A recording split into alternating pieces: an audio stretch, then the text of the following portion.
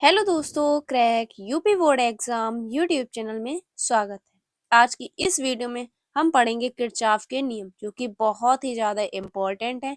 ये बोर्ड 2026 में आपके पूछे जा सकते हैं, क्योंकि ये लगातार बोर्ड परीक्षा में क्वेश्चन पूछा गया। ठीक है, मोस्ट इम्पोर्टेंट है किरचॉफ के नियम।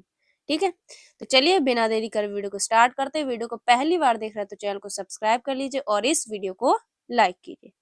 तो सबसे पहला नियम है संधि का नियम। ठीक है, प्रथम नियम को हम लोग संधि का नियम और धारा का नियम भी कहते हैं। याद रखिएगा, अगर आपसे बोर्ड एग्जाम में पूछ लिया जाए कि संधि का नियम लिखिए, तो ये किरचॉफ का पहला नियम होता है। ठीक है, धारा का नियम भी बोलते हैं इसे। ठीक है, संधि का नियम, धारा का नियम और प्रथम नियम।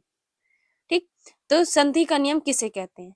इस नियम के अनुसार किसी संधि पर मिलने वाली सभी धाराओं का बीजगणितीय योग शून्य होता है। जो धारा संधि की ओर उन्हें सदैव धनात्मक, और जो धारा यहाँ पे धारा नहीं लिखा, और जो धारा संधि से दूर जाती हैं उन्हें ऋणात्मक लेते हैं।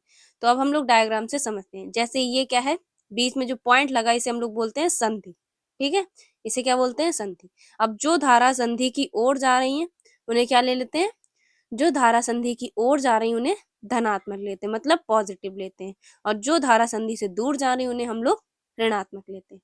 ठीक है, तो ये आप समझ में। अब ये नियम क्या है? इस नियम के अनुसार किसी संधि पर मिलने वाली सभी धाराओं का बीजगणितीय योग। अब ये संधि है, इस पर मिलने वाली सभी धाराओं का बीजगणितीय योग ये क्या है? इसे हम लोग बोलते हैं सिग्मा।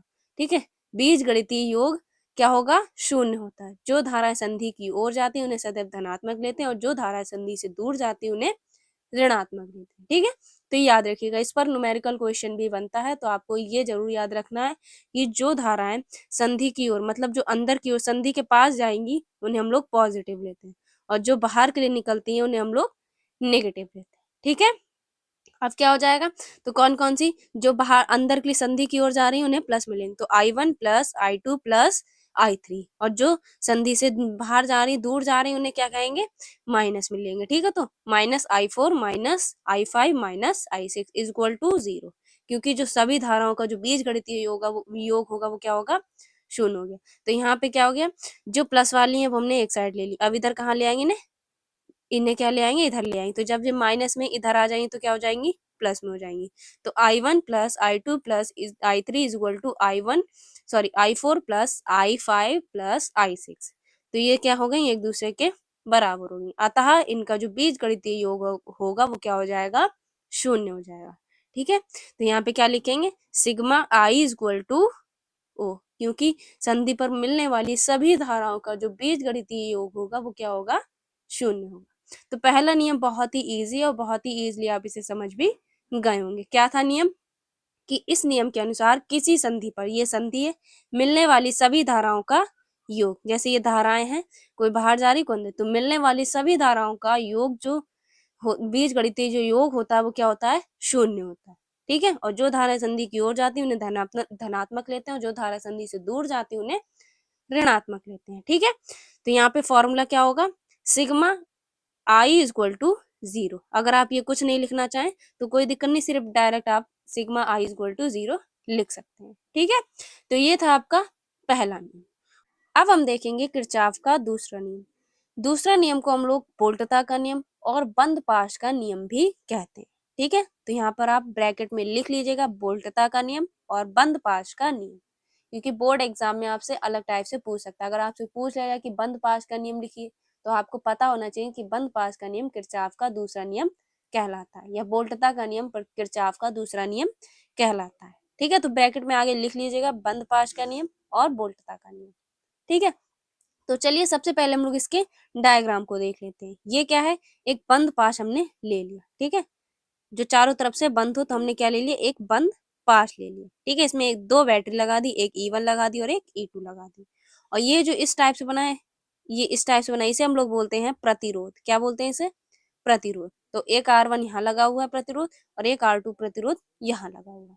ठीक है, और इसमें धारा I1 बह रही है और इसमें धारा I2 बह रही है। ठीक है, क्योंकि R1 है, ये दूसरा पास है और ये पहला पास है। ठीक है, तो पहले वाले में I1 धारा बहेगी, दूसरे वाले में I2 धारा बहेगी।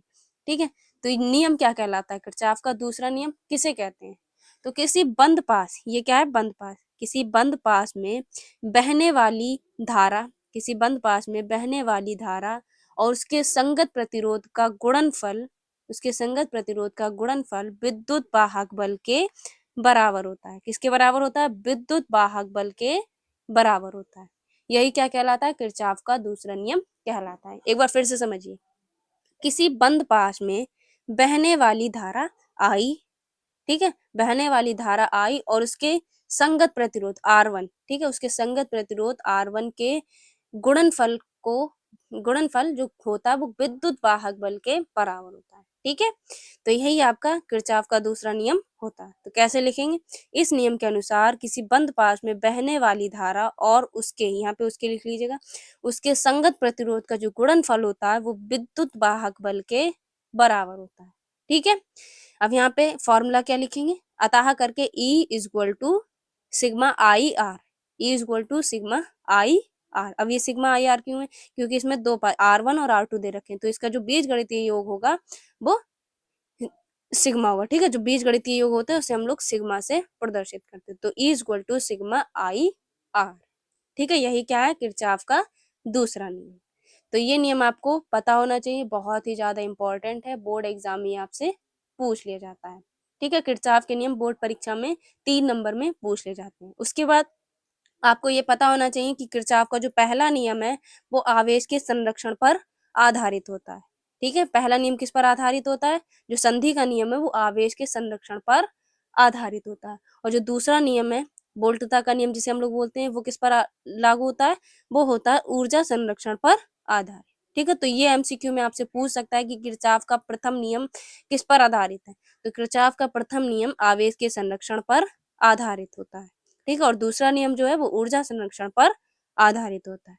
ठीक है, जिसे हम लोग बोल्टता का नियम तथा बंद पास का नियम कहते हैं, और इसे संधि का नियम या धारा का नियम कहते हैं। तो ये आपको पॉइंट लिख लेने, इंपॉर्टेंट है, 1 नंबर में आपसे क्वेश्चन में पूछ लिया जाता है। तो ये थे किरचॉफ के नियम, जो कि बहुत ही ज्यादा इंपॉर्टेंट है बोर्ड एग्जाम 2026 के लिए। ये 3 नंबर में बोर्ड एग्जाम में पूछा जाता है। ठीक है, तो इंपॉर्टेंट क्वेश्चन है, इसे तैयार कर लीजिएगा। हर साल बोर्ड परीक्षा में ये क्वेश्चन पूछा गया है। ठीक है, बाकी एक सीरीज चल रही है डेरिवेशन, जो अगर आप फॉलो कर लेते हैं तो उस सीरीज से आपके 25 नंबर कंप्लीट होंगे। वो आपकी सीरीज 25 नंबर बोर्ड एग्जाम में कंप्लीट करवाएगी, और संपूर्ण बुक के सारे डेरिवेशन आपको उस प्लेलिस्ट में ऐड मिल जाएंगे। ठीक है, 10 से 12 डेरिवेशन हम उसमें कंप्लीट करवा दिए, अभी 10 से 11 आपके बचे, जो कि हम जल्द ही कंप्लीट कर देंगे। और इस बात की गारंटी, अगर आप ये सारे डेरिवेशन पढ़ लेते हैं, डेरिवेशन से क्वेश्चन इस सीरीज के बाहर नहीं आएगा, क्योंकि इस सीरीज में आपको सारे मोस्ट इंपॉर्टेंट डेरिवेशन हम करवा देंगे। ठीक है, जल्दी से जाकर उस प्लेलिस्ट को देख लीजिए, लिंक डिस्क्रिप्शन बॉक्स में। मिलते हैं आपसे एक और अगली वीडियो में, तब तक के लिए जय हिंद, जय भारत।